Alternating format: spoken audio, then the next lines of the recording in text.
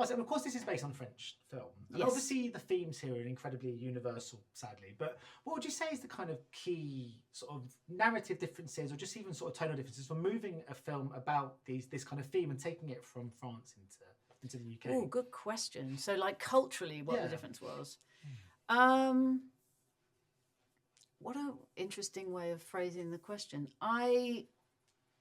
Well, when I watched the French version, I was really struck not only by the comedy, but it had a kind of gritty, daring quality to it, which I found really exciting. Therefore, I think that they reflected the French culture in many ways perfectly.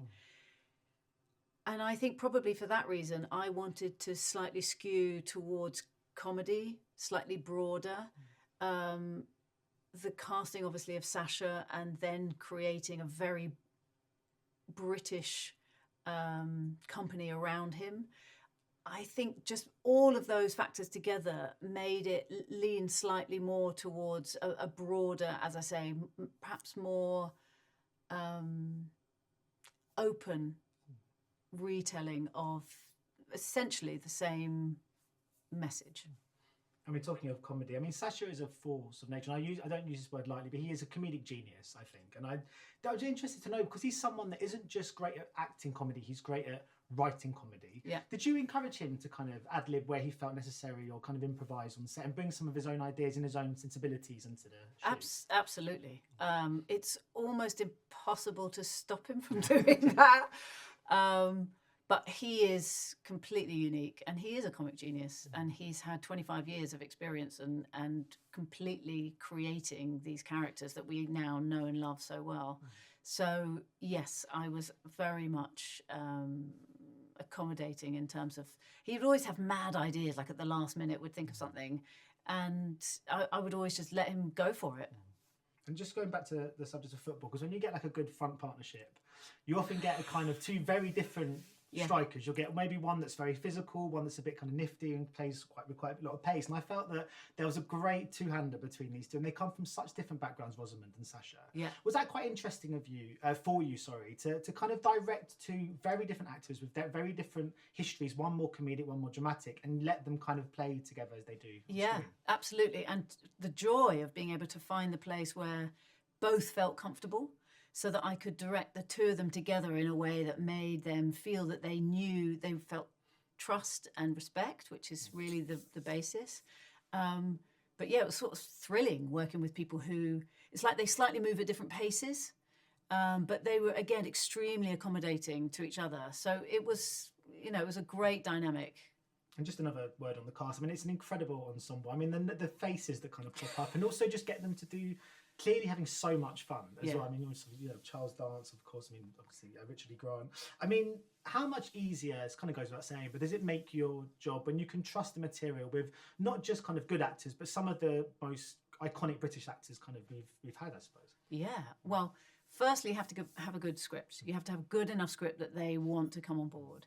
Then the minute you know you have them, in a way, my job is about getting out of the way and letting them do what they do to the best of their ability, but always being there if ever they're not sure about something or they want to try something new.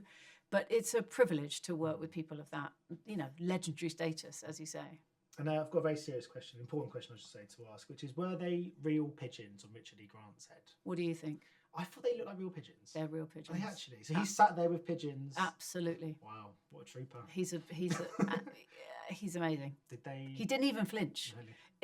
In all the scenes, whenever it's him and Sacha, Sacha was the one getting nervous about the pigeons. Richard, calm as a cucumber. They must have pooed on him a bit. Absolutely. Yeah. But again, that freaked Sacha out. Richard, totally relaxed. Yeah.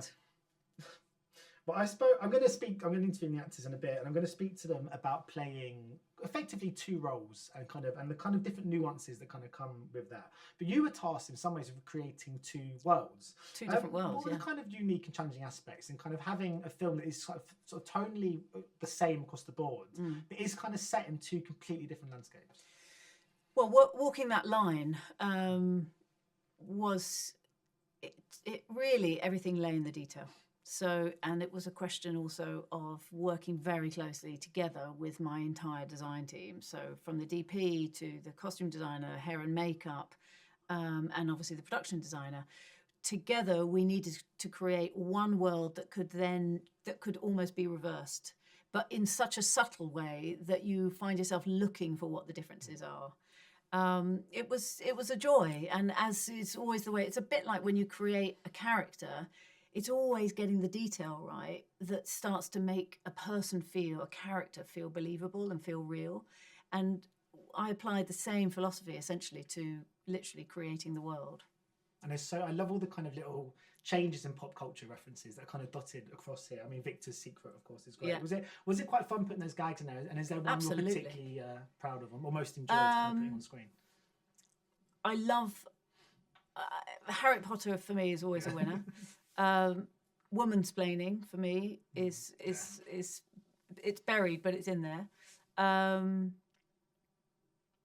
then there's a rude one which I won't say, but father.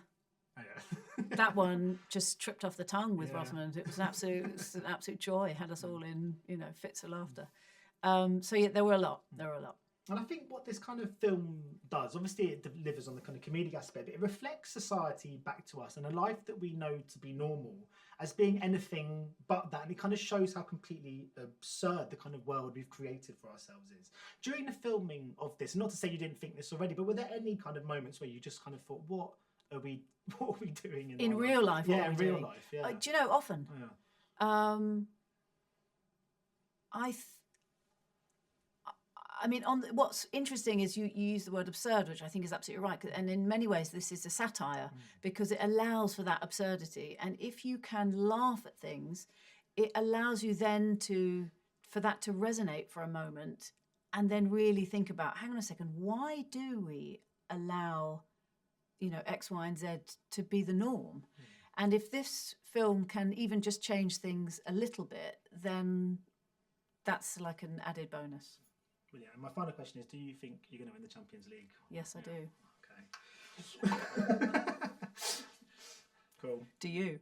Sadly, yes. Thank you so much. Great. Ladies and gentlemen, you're watching Hey You Guys! Hey You Guys! Hey You Guys! Hey, that's what they all say. Hey You Guys! Hey You Guys!